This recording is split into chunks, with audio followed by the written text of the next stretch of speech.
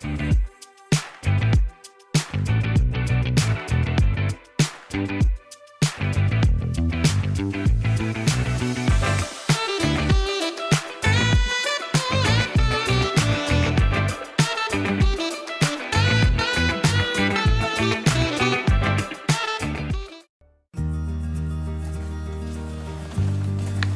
you go. Thanks. Welcome to Story Lab. This week, we're talking about humility, while we take a look at the most terrible and most amazing event in history.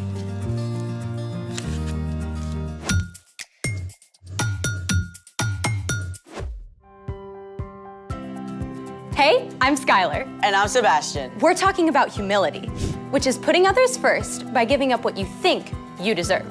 And we're also celebrating the most amazing example of humility ever. Easter! How are you celebrating? I practice my crafty skills. Oh, Easter tree, how lovely are your branches.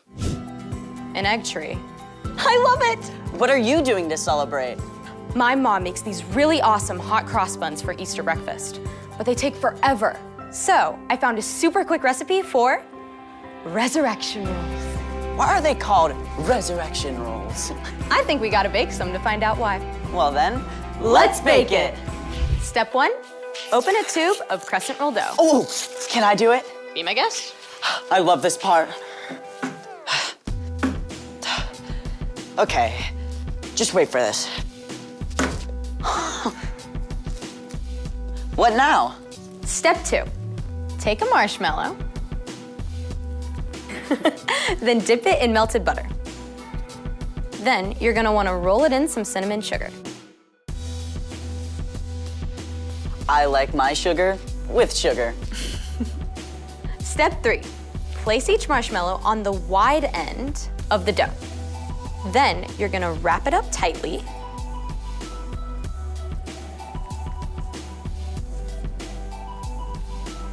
Then tuck in the ends.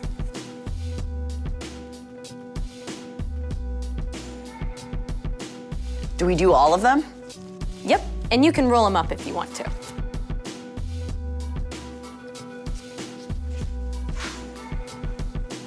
That's it? Well, they have to bake for about 11 minutes.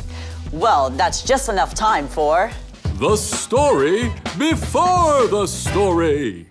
Today, we're in John, the 4th book in the New Testament. But before John, in the very beginning, out of a deep, deep love, God made an amazing world. But when people turned away from God, the world was broken. God made a plan to draw people back into relationship. So, at the right time, God sent his very own son, Jesus. When Jesus grew up, he traveled from town to town, teaching and healing. People were ready to make him king. But when Jesus came to Jerusalem for the Passover festival, the religious leaders made plans to get rid of him. At a special Passover meal with his friends, Jesus shared one way people would know his followers, by their love. Which is where our story starts. Take it away. Hey everyone, I'm Chloe. The story we're telling today is epic. It includes the very worst and the very best moments ever. So strap in for the ride.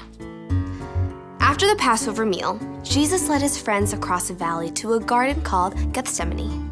While Jesus was praying, a group of religious leaders and soldiers entered the garden. They were led by one of Jesus' closest friends, Judas. Jesus knew why they had come, and he didn't try to run, even though he could have called angels to defend him. Who do you want? Jesus of Nazareth. I am he. Jesus actually allowed the soldiers to arrest him. Terrified, his friends ran away or followed at a distance. Even Peter, who had promised he would rather die than desert Jesus. Jesus was brought to stand before the father-in-law of the high priest, and then Caiaphas, the high priest himself. Witnesses told lies about him. Aren't you going to answer? Tell us if you are the Messiah, the Son of God. You have said so. From now on, you will see the Son of Man sitting at the right hand of the Mighty One. Jesus had just claimed to be God's son. It was what the religious leaders were waiting for. But they couldn't sentence him to die, so they sent him to the Roman governor Pilate. Pilate questioned Jesus and couldn't find that he had done anything wrong, so he brought him out to the crowd. I find no basis for any charge against him. Do you want me to set him free? The mob wouldn't listen to reason, so Pilate had Jesus whipped to try to satisfy them. Soldiers wrapped a purple robe around Jesus and placed a crown of thorns on his head to mock him. Then, Pilate brought Jesus out again. Here he is. I don't find he's done anything wrong. Crucify him! Crucify him! Crucify him! Pilate didn't believe Jesus was guilty, but he also wanted to keep the Jewish leaders happy.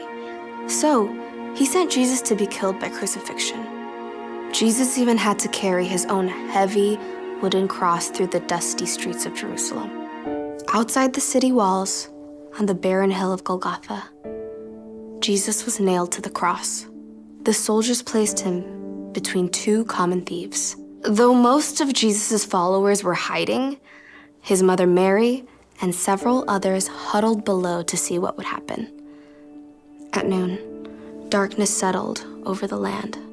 At last, Jesus cried out. It is finished. Then he bowed his head and died. The earth shook. Rocks split wide open. It was the deepest, darkest moment the world has ever known. God's very own son had chosen to give up his life. A follower of Jesus named Joseph from Arimathea took Jesus' body and laid it in his own tomb cut out of rock. A heavy stone was rolled across the entrance. Through the darkness of Friday and Saturday, Jesus' friends hid out, afraid the religious leaders might come for them too. But early Sunday morning, Mary Magdalene went to the tomb with special spices to place on Jesus' body. When she arrived in the garden, she discovered the stone had been removed, and the tomb was empty. After the terrible events of the last few days, Mary had no idea what to think. She ran to the place where Jesus' disciples were staying. They have taken the Lord out of the tomb, and we don't know where they have put him. Peter and John raced ahead to see what had happened. The tomb was empty, just as Mary had told them. The linen cloths that had been wrapped around Jesus' body lay limp on the stone. Confused, the men left, but Mary had reached the tomb again. In the growing light, she leaned down to look inside, tears clouding her vision. This time, the tomb was not empty. Two brilliant angels sat there. When Mary turned away, she saw a man standing nearby. Woman, why are you crying? Through her tears, Mary thought he must be a gardener. Sir, did you carry my Lord away? Tell me where you have put him. Mary. As Jesus spoke her name, Mary was overcome with joy. She threw herself at his feet. Teacher! Gently, Jesus lifted her up. Do not hold on to me. Instead, go to those who believe in me. Tell them I am ascending to my Father and your Father, to my God and your God. All the darkness of the last few days was swept away. Mary rushed to find Jesus' friends. I have seen the Lord. Jesus' return to life doesn't just mean that he was alive again. It means we don't have to be afraid of death anymore. It means that everything wrong will one day be made right again. It means that anyone who believes in and follows Jesus can have life forever with God. The end. Now that is a story. With an incredible ending. So, what's our part in the story? It's so important to really look at what Jesus did. He's God's son, and yet he chose to become a human and walk here on earth with us. He experienced everything we do, joy and sorrow and pain and temptation, yet he never did anything wrong. And then he chose to give up his life. For us. When we believe in Jesus and that God raised him back to life, when we follow him, God takes Jesus' perfect life in place of all the wrong things we've done. God promises that death won't be the end for us. Because of Jesus, we can live forever with him. I feel like celebrating now. Me too. Me 3, for sure. See you next time. So here's the thing. Celebrate because Jesus is alive. Bon appetit.